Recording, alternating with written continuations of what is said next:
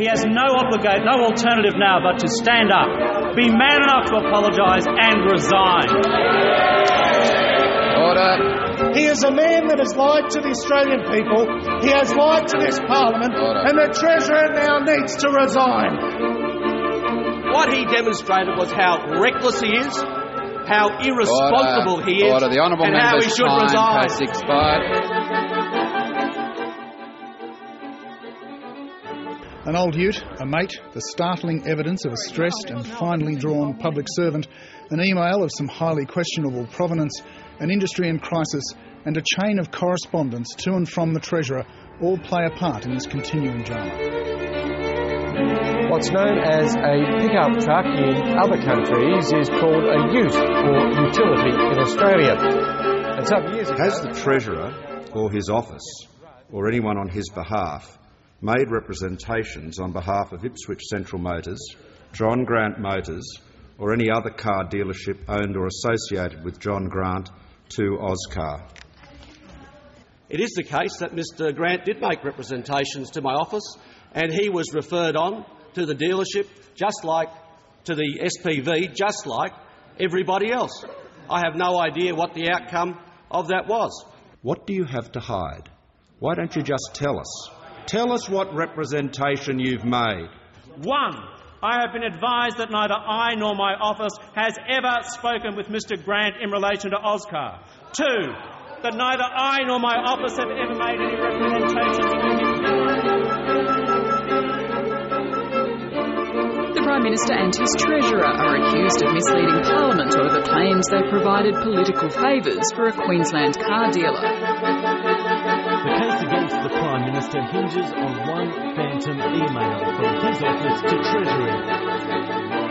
I've worked very hard over a long time to build up trust within the department and within my relationships with... sorry, Mr. Rich. I'll continue. I want to continue. I certainly had the impression that he wasn't your average constituent. But my recollection is that there was a short email from the PMO to me, which very simply alerted me to the case of John Grant. But I don't have the email. Yeah. I am personally satisfied that no document exists. Has Mr Gretsch ever cited such a document? Senator Betts, I have said that I will move on to another senator. Chair, point of order. This is outrageous. Thank you. I don't hide from this. It was certainly, my understanding that the original representation with respect to Mr Grant came from the Prime Minister's office. The Prime Minister and the Treasurer are tonight accused of one of the gravest offences a politician can make. Extraordinary evidence before a Senate committee today that demonstrates beyond doubt that the Treasurer Wayne Swan has repeatedly misled the Parliament. We have also heard evidence that suggests the Prime Minister Kevin Rudd has misled the Parliament repeatedly.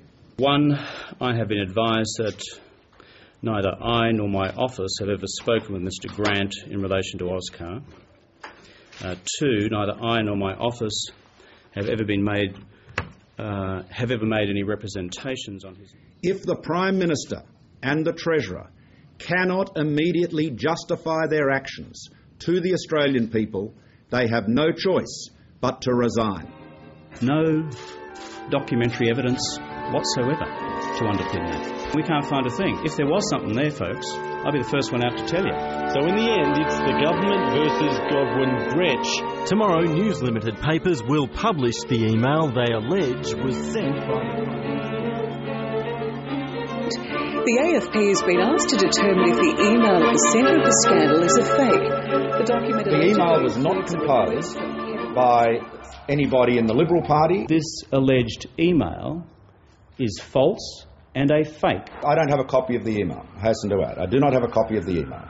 He said all this stuff exists, he says he's in possession of it, and then when put on the spot today in an interview, says, Email? What email? I don't have such an email. Now, come on now. Mr Swan has repeatedly told Parliament that the Prime Minister's mate and benefactor, John Grant, was not given any special favours when he sought assistance through the government's finance vehicle. A few years ago I did buy a used car from him, but I've not had any extensive contact with Mr Grant. It's really a storm in a teacup. There's nothing there. There's nothing to it at all. Not only was Mr Grant given extraordinarily favourable treatment by Treasury officials, but Mr Swan was kept closely and personally informed, including through his home fax. All sorts of things come to my home fax machine. I'm advised that the Australian Federal Police Commissioner has agreed to commence an investigation. It's become a game of high-stakes political brinkmanship. The Prime Minister is now demanding Malcolm Turnbull produce a mystery email. If when Parliament resumes in 24 hours, Mr Turnbull fails to produce this email, he has no alternative but to stand in the Parliament, apologise and to resign. He's got 24 hours to produce this email, or he should resign. Well, it's not my email. I didn't write the email. I did not write the email. I did not write the email. It is an email. He's up to his neck in it. We will tell the AFP everything we know about the email. The focus is on Mr Swan.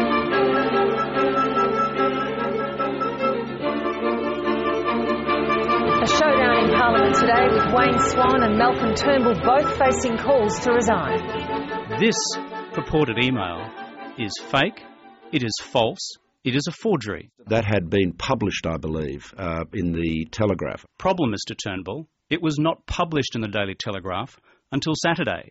The Senate inquiry was on Friday. Malcolm Turnbull has got a character problem. He's actually like the Mark Latham of the Liberal Party. And now the public servant at the heart of the scandal is under federal police. Police issued a statement confirming the email had been found and that it's a fake. Not only is the member for Wentworth not fit to be Leader of the Opposition, by his actions in this sordid Turnbull email forgery affair, he has also disqualified himself from ever being fit to serve as leader of this country. But you cannot escape the fact that presiding over the finances of the Commonwealth of Australia is a treasurer who has lied to this House.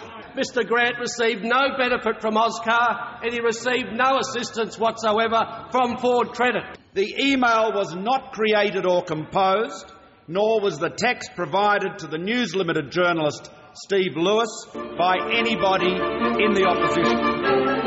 The heart of the case against the government is a fake. The Prime Minister has turned the spotlight back on Malcolm Turnbull after the email at the centre of the Oscar affair has been confirmed to be... I may have made the mistake of relying on Mr Gretsch's testimony in the Senate. He made no checks.